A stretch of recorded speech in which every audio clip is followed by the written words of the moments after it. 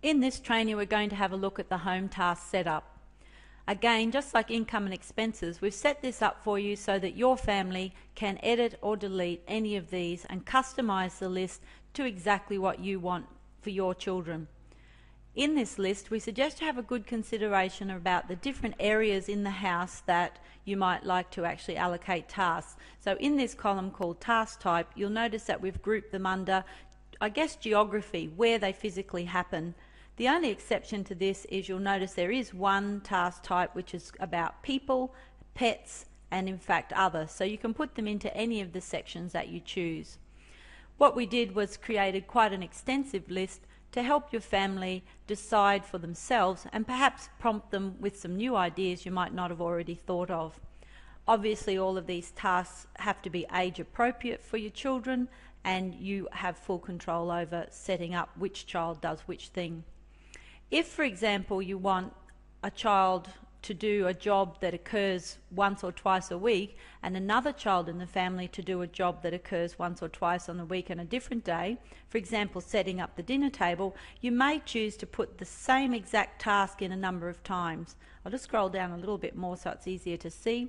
If you have a look here, we've actually got kitchen, set dinner table up 3 times on purpose, just to show you that if you'd like to actually allocate it in different ways to different children, you simply decide which days of the week each child does it. But by adding a new task, for example, you might have another child in the family, you simply add the same task, set the dinner table, and pick the different days on which they would do it. That way, in this example, you can see the children are paid 50 cents each day that they are allocated that task. So to recap, the first column is just about where basically or who the task is done for. The second one is just the name of the task, so just name it however you like.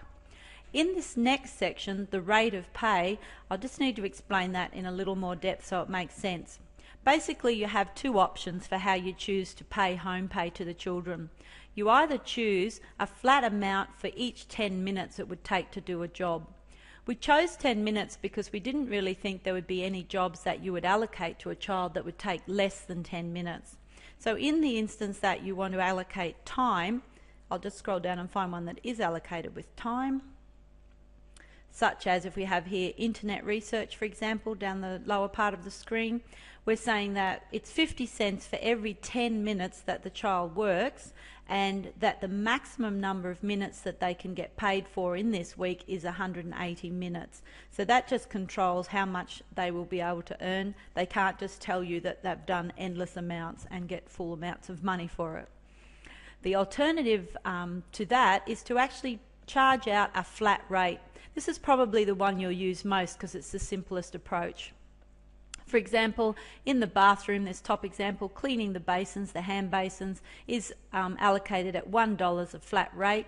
The next column's obviously when you want it done, which is Saturday, and the recurring column is do you want it done every week? So are you prepared to let the child do the basins every week and pay them kids' home tasks for that? So it's just a case of working down this list and deciding which ones you like, which ones you don't like and want to delete, and which new ones you might like to add. You just simply again use this edit or delete button on the right hand side.